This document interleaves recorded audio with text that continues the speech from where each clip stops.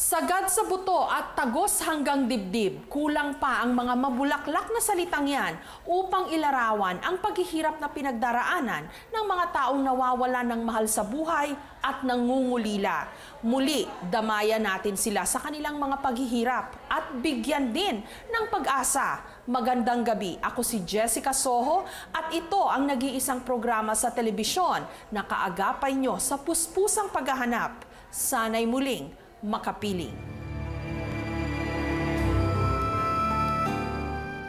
Ngayon, di na nakikita.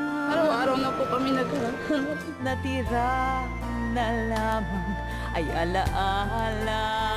Para akong kandila na wakas, konti natutunaw. Tanging ko ang dasal.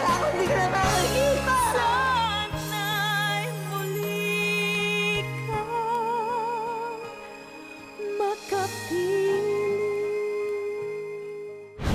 Ngayong gabi, sa Sana'y Muling Makapiling, ang parking boy na si Riel, nung nabigo sa pakikipagsapalaran dito sa Maynila, gusto na raw balikan ang naiwan niyang pamilya sa probinsya. Ma, sorry lang, hindi ako nagpaalam sa inyo. Huwag lang kayo mag-alala, Ma, mga kapatid ko.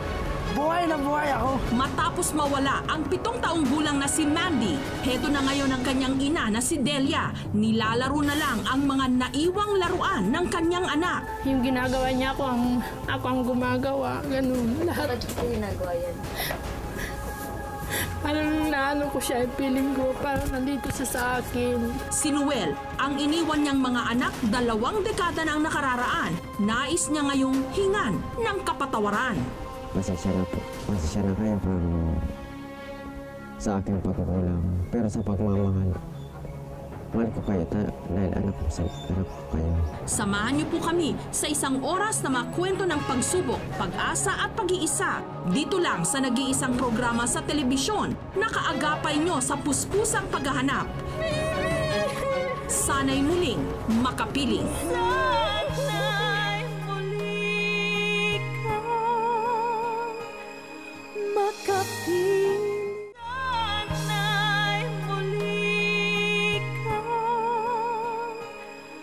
makapiling. Sa isang taon, magtatapos na si Jeanette sa kanyang kursong nursing. Pero bago pa man siya tumulong sa panggagamot ng iba, ang dinaramdam muna ng kanyang puso ang kanyang aasikasuhin.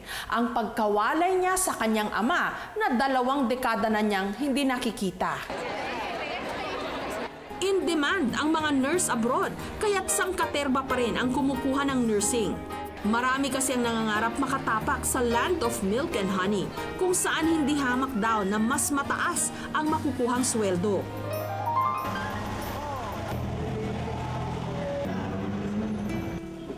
Si Jeanette, 3rd-year nursing student. Gaya ng ilang Pilipino, dream come true para sa kanya ang makapagtrabaho sa bayan ni Uncle Sam. Nais kasi niyang kumita ng dolyar upang matulungan ang kanyang mga kapatid. Pero may mas malalim pa ritong dahilan kung bakit gusto niyang magkapera. Mas mapapadali raw kasi ang kanyang paghahanap sa amang umabandon na sa kanila. 2 dekada na ang nakalipas. Mahirap po talaga na yung family hindi buo, lalo na po yung hindi mo kilala yung father mo, mahirap po talaga. Sa isip ko kasi kahit hindi ko siya kilala, hindi siya responsible sa amin, parang gusto kong kahit paano kakilala ko siya, kung anong kalagayan niya. Kwento ni Jeanette, sanggol pa lang daw siya nung maghiwalay ang kanyang ama't ina. Ang alam ko, yung mabigat daw yung kamay ng papa ko, hindi siya responsible, hindi siya nagbibigay ng mga financial. Tapos yun, naawa yung uncle ko, pinaghiwalay sila. Kaya't nag-alsabalutan pa raw ang kanyang ina at umuwi ng probinsya. Mabuti na lamang daw at laging nakaalalay sa kanya ang kanyang Uncle Jimmy. Mula raw kasi nung iwan sila ng ama, naging pabaya na rin ang kanyang ina. Dahil dito, sa poder ng tiyuhin siya lumaki. Bakit pa nila kami pinanganak kung ganito din lalaki kami na hindi namin sila kasama? Naging sa akin, hanapin ko yung tatay ko, baka sakali kung doon ko maramdaman yung pagmamahal ng isang magulang. Sa kabila ng lahat ng ito, pilit pa rin niyang pinapatatag ang kanyang sarili. Bakit ito na yung way na makilala ko yung father ko. Tsaka magbigay na rin ng leksyon sa mga magulang na hindi responsible sa mga anak na tulad namin. May magulang nga kami na wala naman sila sa tabi namin. Hindi man siya lumaki sa ama, sa isang banda, nais din niyang dito ialay ang pinakamimiting titulo na sa isang taon ay kanya nang makakamtan. Base sa birth certificate ni Jeanette, Noel Valenzuela Canalda ang buong pangalan ng kanyang ama. Maaring naglalaro raw sa pagitan ng 49 to 50 years old ang edad nito ngayon. At nabalitaan din ni Jeanette na dati raw itong naninirahan sa Labnig, Malinaw sa Albay.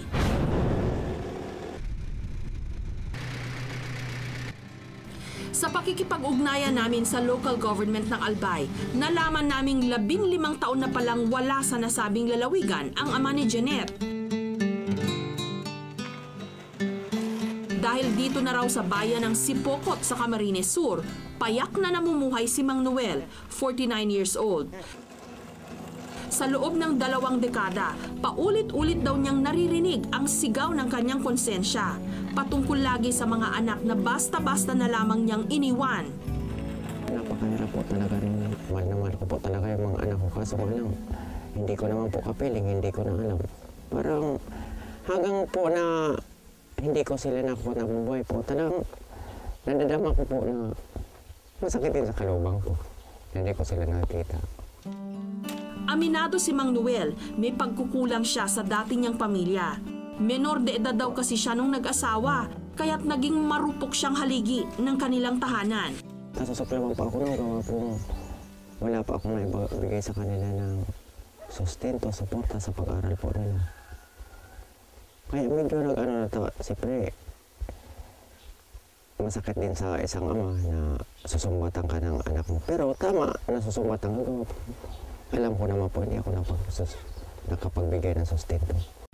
Sa hirap po ng buhay namin, hindi ko mahanap yung mga anak ko. Kasi dito, wala pa po ang anak buhay. Makapagtrabaho, extra lang. Sa pakiwari ni Mang Noel, kinakarma siya sa kanyang pagpapabaya sa kanyang mga anak. Kahit ano kasing pagsisikap, parang napakailap sa kanya ng ginhawa.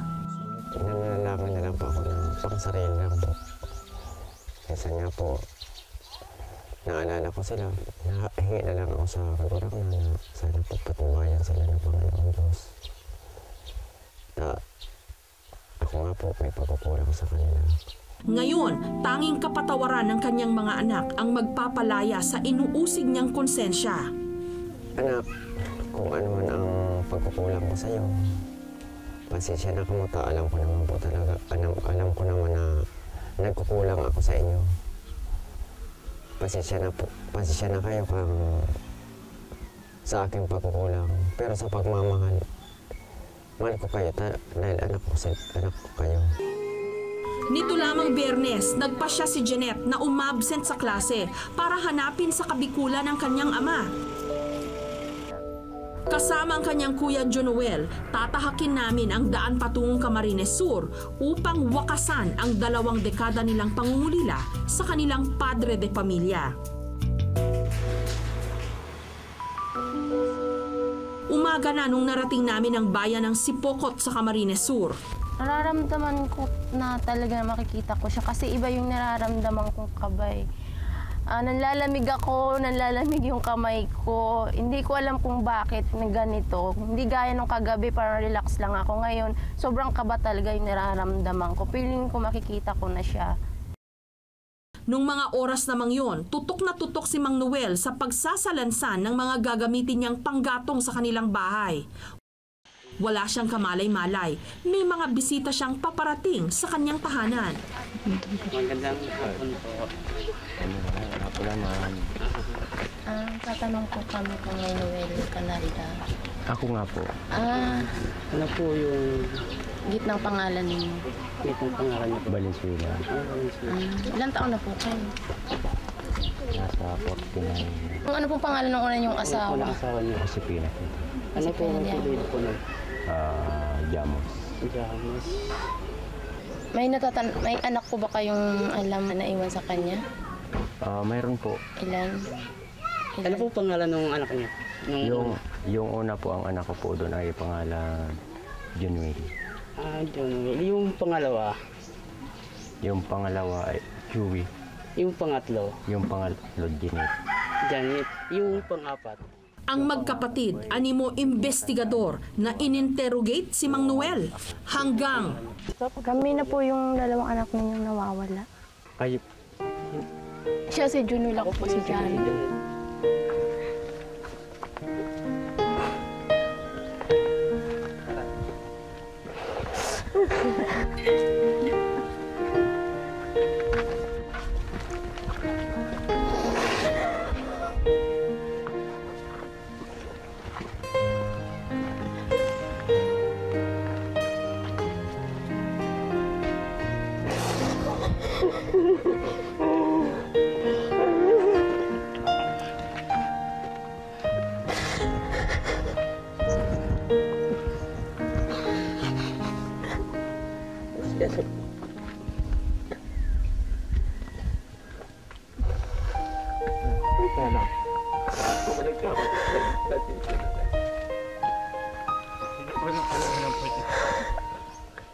Bakit nangyayong kami naghahanapin?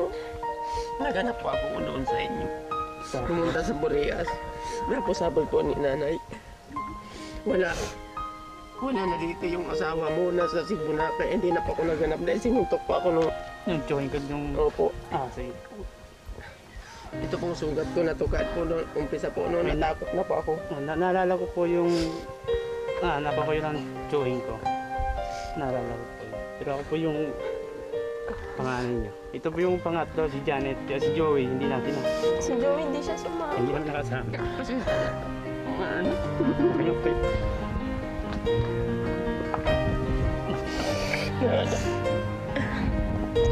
Okay lang po. Masarap yung pakiramdam. Ako natutuwa na nandito ka sa tagal ng panahon. Naghahanap ako sa inyo. Kaso nga lang ako ay naghihirap.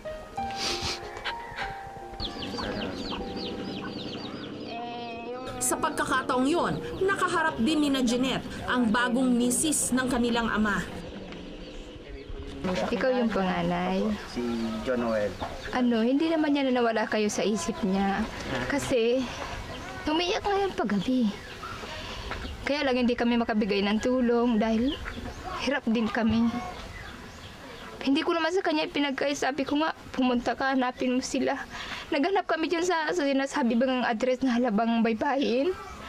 Pinabayaan niya kami doon. Samantalang si Jeanette, parang bulkang sumabog ang lahat ng kinimkim na emosyon sa matagal na panahon. Sabi ko, hanapin ko tatay ko baka sakali. Yung pagmamahal ng isang magulang na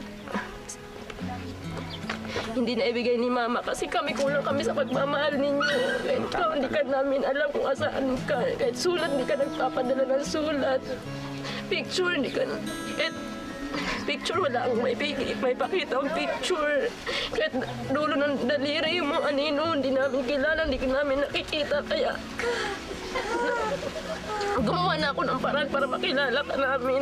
Baka sakali yung pagmamahal ng isang magulang sa inyo namin yun mararamdaman kasi kay mama, hindi nag-asawa siya ng iba sa halip na makasama na lang kami na lang yung intindihin niya, hindi na siya nag-asawa, hindi, kabaliktaran. ako talaga nagkulang sa inyo sa pag-aruga. Kinakasuklam ako ninyo. Siyempre, bilang akong isang ama, nagiging irresponsible. Kinasusuklaman ako. Pero sa panahon na ito, nahingi ako sa inyo ng pag-uunawa na sana patawarin niyo ako. Ako na po. Habang ako pang nabubuhay. Kung halimbawa, bawain naman ako ng buhay. Wala naman akong magagawa. Ako sa isang hamak lamang na tao. Kaya pasensya na kayo, anak. Kung minsan, hindi na rin natin kailangan pang mangibang bayan para mahanap lang ang tunay na kayamanan o kaligayahan. Dahil kahit simple lang ang ating pamumuhay, mararamdaman natin ang ginhawa na ating inaasam, basta't kapiling natin ang mga mahal natin sa buhay. lang ang 3 araw para sa ilan, pero para kay Delia, ang nakalipas na 3 araw parang isang bangungot na walang hanggan. Nawawala kasi ang kanyang 7 taong gulang na anak na si Mandy. Malungkot sila, umiiyak. Parati nang wala sa bahay. Malungkot po talaga kasi po laging walang tao. Hindi sila gaano makapagtrabaho kasi naapektuhan sila sa pagkawala ng isa sa kanila. Nakakaawa na.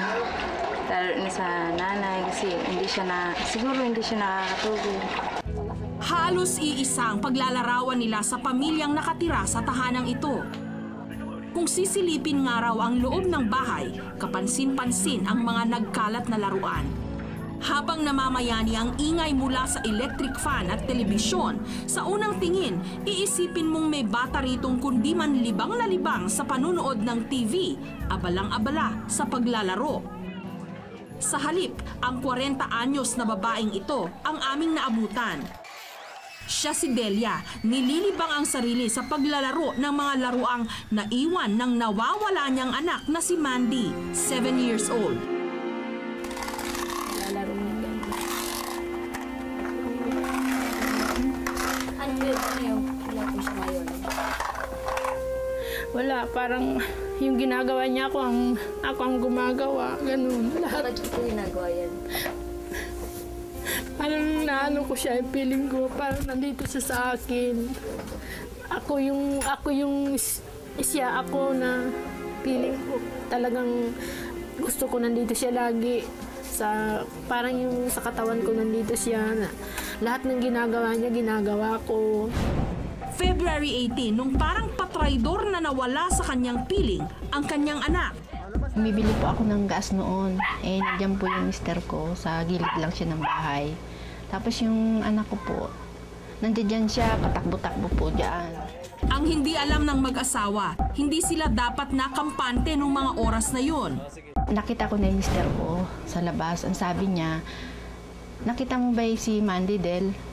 Sabi ko, hindi. Sumunod sa iyo. Sabi ko, hindi ko napansin. Ito na ang simula ng tila walang hanggang bangungot ni Delia.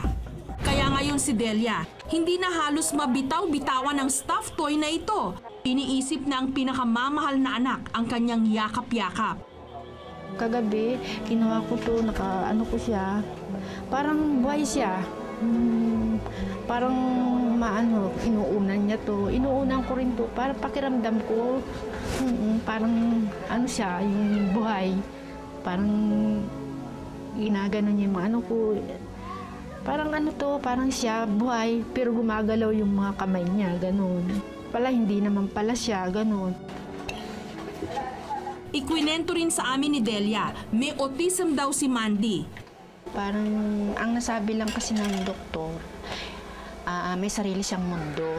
Pero, parang tanggap ko na rin dahil napakataan niyang bata, bibo siya, napakatalino, ganun. Sa kabila nito, ipinagmamalaki naman ng ama ng bata na si Mando na may kakaibang galing daw ang kanilang anghel. Yung bata na yan, matalino. Maski na sa mga pating English talino. Nababasa niya kagad. Pagka yung nanonood siya, nakita niyang kung ano yung sinasabi sa wikang English, ginagaya niya. Maski nga raw hindi sila miyembro ng alta sosyedad, may halong Ingles daw kung kausapin nila ang anak. Kasi ako nagsasalita, halimbawa nagluluto ako, baby, eat na tayo. Parang may salitang Tagalog tapos English, ganun ang ko. You like eat rice? It's so yummy, it's so good, ganun. Parang ganun. Yummy, yummy, ganyan. Pero sa nakalipas na 5 araw, sinasakal si Delia ng katotohanang nawawala ang kanyang anak. Parang ini-imagine ko lang na nandyan siya, nag-aano ako. Sabi ko, maluluka na yata ako, ganun. Parang nandun lang siya sa tabi ko, pero wala. Napakalungkot ng bahay. Wala siya. Kaya gusto ko maibalik lang siya. Palagi magkakaroon ng buhay ng bahay, loob ng bahay namin lahat. Pati ang asawa niyang si Mando, apektado na rin sa tila malas na dumapo sa kanilang pamilya.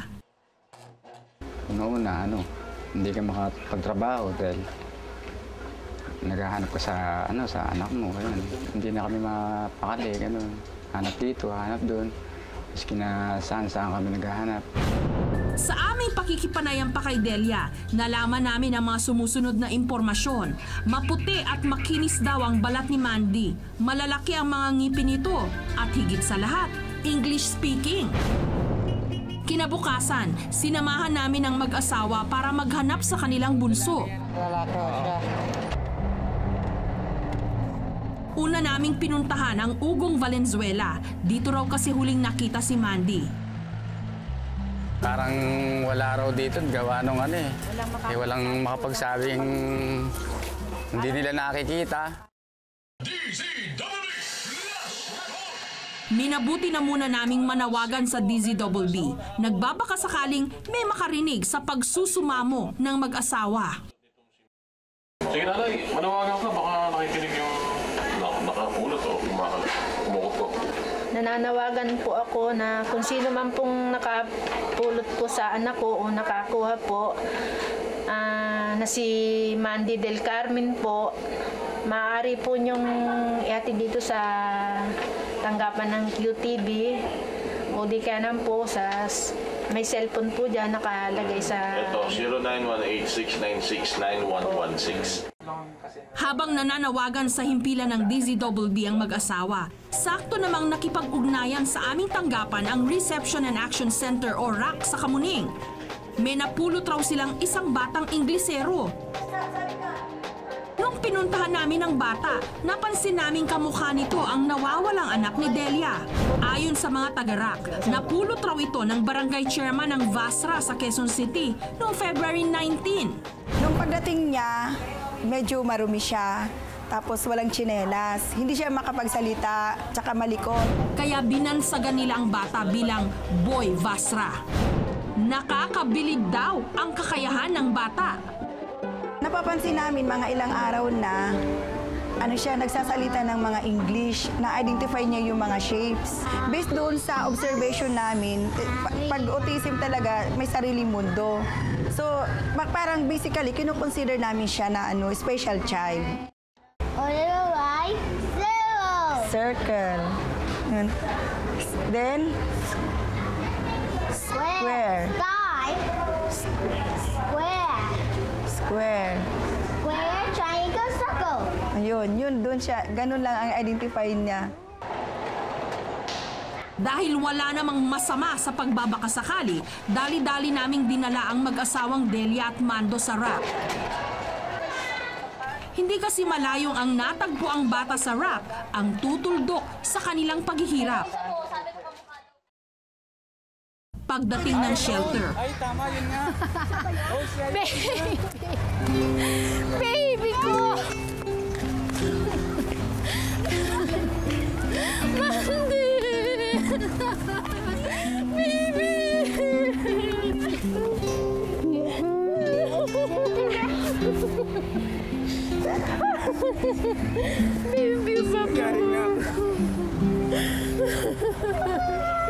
Baby, baby, maraming salamat po, baby. Naku, bunso ko.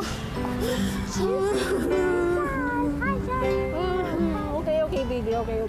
Iyak siya. Ay, iyak siya. Ayaw ko lang siya, baby. Bigod po ya, baby. Sa mga yakap at haplos ni Delia sa bata, walang kaduda-duda, ito nga ang nawawala nilang anak na si Mandy. Yeah.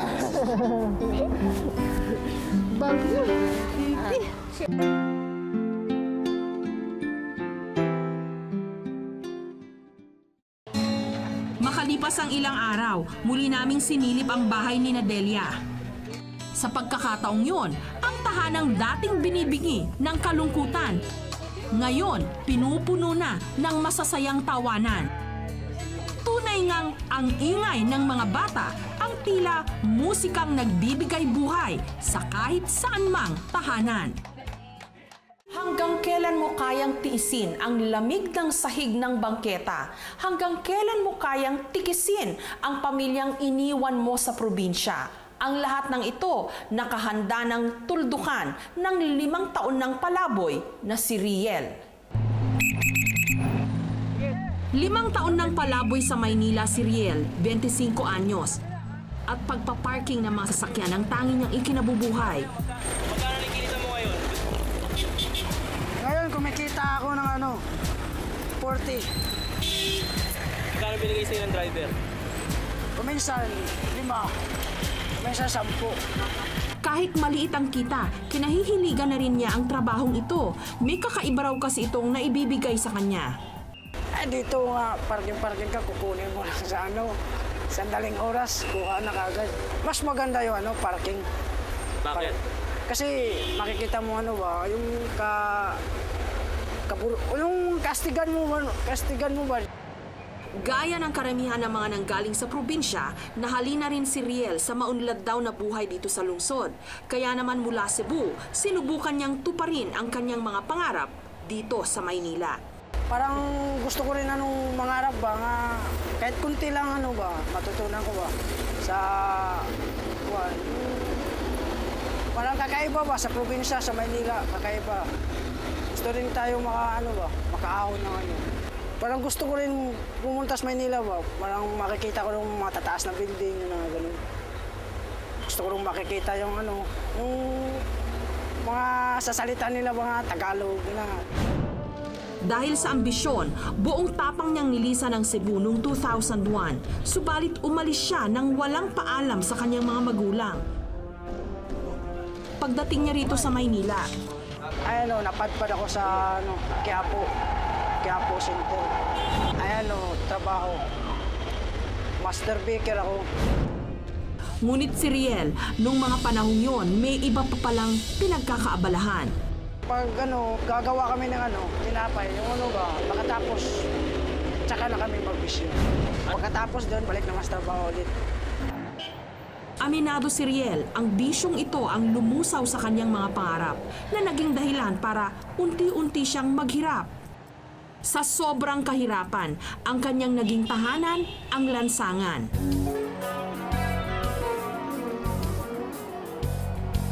Saktong-saktong kasasara lang ng bangko kung saan siya nagpa-parking boy. Kaya naman tumatambay-tambay na lang siya sa kalsada. Dito ipinakita niya sa amin kung saan napupunta ang kanyang mga kinikita.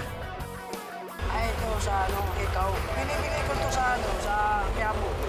Dagdag na rin sa pagwapo ba? Sa pagpuhi. Ang mga ito na lang daw ang pinakaluho ni Riel. Hindi na ako makakuha ng pera malaki. Parang dito na yata ako tumanda. Pagpatak ng alas 5 ng hapon, kumakalam na ang kanyang sikmura. Dito agad siyang nag-aya sa suki niyang turo-turo sa may EDSA. Ay, miss. Magkano order? Yung kalahati? 20. Sige, kalahati. Ang kinita niya sa maghapong 40 pesos ang siyang ipanglalaman tiyan niya. Gaano kadalas siyang pupunta rito para bumili ng pagkain? Madalas halos umaga sa gabi.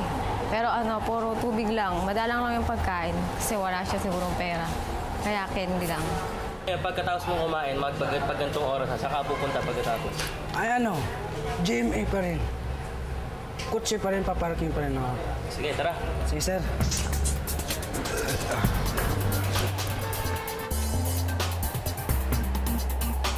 Pero bago bumalik sa pagpaparking, nagpababa muna ng kinain si Riel dito sa kanto ng EDSA at Timog.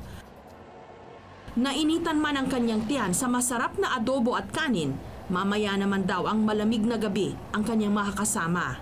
Mahirap ba yung mga buhay palaboy? Mahirap? Oo, mahirap talaga. Gaano kahirap? Parang wala nang may-ari sa'yo. Parang sino ka ba wala na talagang may-ari sa'yo ba? Kahit saan-saan ka na. Parang hindi mo na naisip na mga magulang mo, mga paryente mo, wala nang mahanap sa'yo ba? And kuya, pag ganitong gabi, naglalakad ka, hindi ka naman napapaaway, ganyan? Hindi naman. Kasi mababait naman ako dyan. Basta parking lang. Parking kutsi-kutsi. Mag-aalas 8 na ng gabi nung nakabalik si Riel sa kanyang bahay. At kung ang karamihan sa atin naglilibang pag-uwi sa mga tahanan, heto si Riel, tila walang katapusan ang pagpatay sa oras. At sa araw-araw na ginawa raw ng Diyos, ito ang kanyang ginagawa. Sa mga ganitong sandali, naaalala niya ang iniwan niyang pamilya sa probinsya. Miss ko talaga yung mga magulang ko. 5 taon na ako yung nawala sa amin sa probinsya. 5 years na. Parang nawala yata ako sa sarili ko. Mas maganda sa probinsya. Pero kasalanan ko talaga pumunta ako sa Manila. Para maitama ang malaking pagkakamaling ito sa kanyang buhay, nais raw niyang makauwi na sa kanila at sa kanyang pamilya. Ito ang binibigkas ng puso niya. Pa, ma, sorry lang, hindi ako nagpaalam sa inyo. Pumunta ako sa Maynila. Nagsarili ako. Kaso lang, wala akong swerte.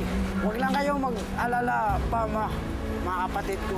Buhay na buhay ako. Agad namin kinontak ang nag-aalalang pamilya ni Riel sa Cebu.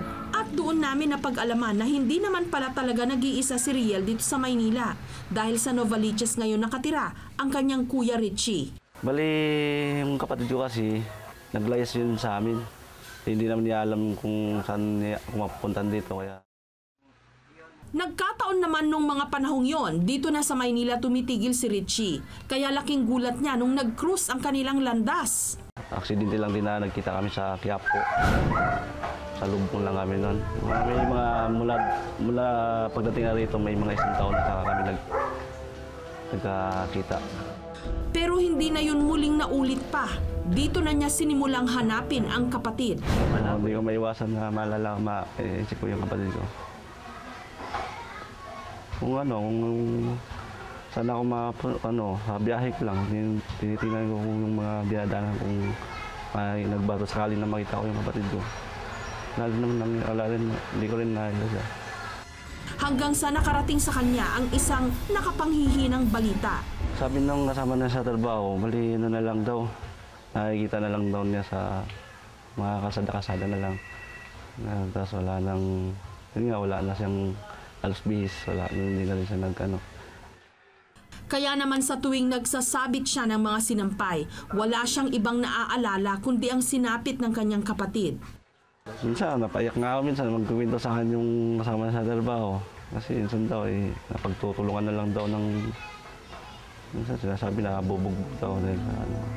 Ang mga kwentong ito, paulit-ulit na gumagambala sa isipan ni Richie. Kaya naman, wala siya ngayong ibang ninanais. Gusto na rin makita yung kapatid ko para makasama ko naman siya uli. Kaya ko na yung ganun na lang. Sana lang siya na walang kasiguraduhan. Noon, sinasabi ko na sa kanila yun na nalaman ko ang kapatid ko. Sabi ko na sa kanila yun. Kinabukasan, kasama ang kaibigan niyang si Danny, sinundo namin si Richie. Ito na nga kaya ang katapusan ng 5 taong pagkakawalay ng magkapatid. Ito paano sila na nagkaroon na ng pag-asa na magan-ganan po pa kayo ng sir. Pagdating namin sa GMA, wala sa kanyang tambayan si Riel. Kaya naman nagtanong-tanong kami sa paligid. Mukhang maaantala pa yata ang pagkikita ng dalawa. Tatanungin lang po sana namin itong pinapansin kayo. Nakikita ko ito, pagka oras ng gabi, dito tutulog sa may simbahan. Sa may bangko. Meron dito. Nagpaparking siya at wala siya ngayong araw eh. Paparking. Ano po ang may mga tatutulog? Meron siyang ikaw at meron siyang mga sisim dito sa kaliwang kamay. Ang damit po niya ay lang po, isa lang, kulay dilaw. Kulay dilaw po na ganito lang, t-shirt lang. Hindi naman siya naka-long sleeve. Pang-basketball. Pang-basketball. Na parang sando. Parang sando. Anong paalam niya? Saan siya pumunta? ABS-CBN daw ang pumunta na sa ABS-CBN. pupunta sa ABCBN. Bakit naman daw? Ewan ko lang.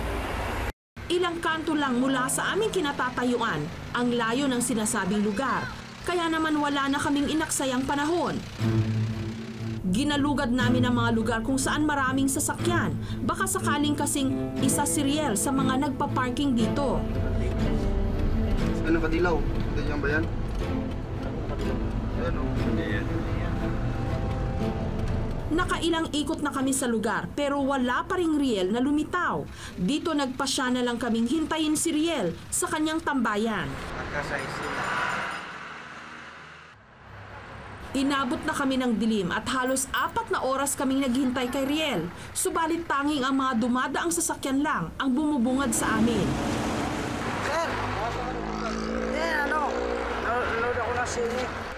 Maya-maya, ang katapusan ng tila walang hanggang paghihintay ni Richie. Uy! Yan na nga.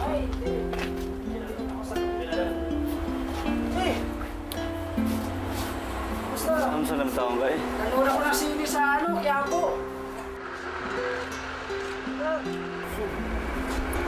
Basta.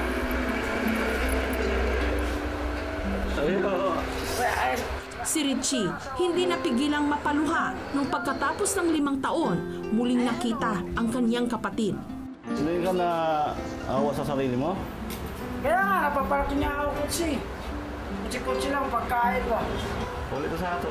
Oo, ulit. Mga 5 years na ako. Kaibigan ako ni Richie.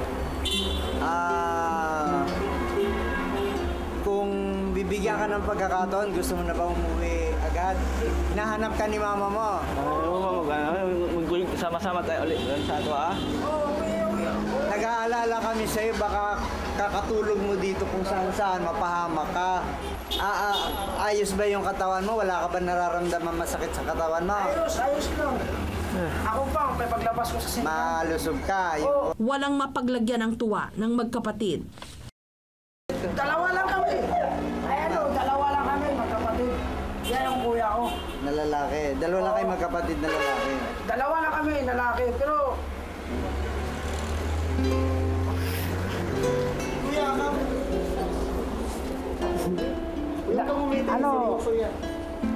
Dalawa lang kami, lalaki. Pero... Babait tong kuya ko.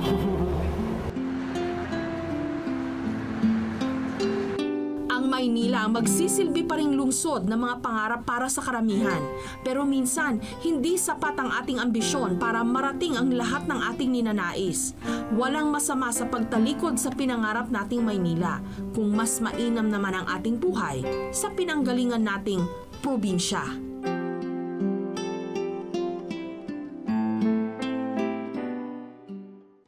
Sa pagtatapos po ng episode na ito, 185 ng mga nawawalang tao ang aming nahanap at naihatid sa kani-kanilang mga tahanan. Nakakatuwang isipin na sa inyong mga tulong at dasal, linggo-linggo, meron tayong mga pamilyang pinagbubuklod. Magandang gabi. Ako si Jessica Soho. Sana'y makapiling po namin kayong muli sa susunod na Martes. Dito lang sa nag-iisang programa sa telebisyon na kaagapay nyo sa puspusang paghahanap. Sana'y muling makapiling. Ngayon, di na nakikita ang nakasanayang kasama. Naiwan ay pangungulila, natira na lamang ay alaala. Laging hinahanap-hanap, laging inaasam-asam. Ang tanging kong dasal sa sana'y muli kang makapiling.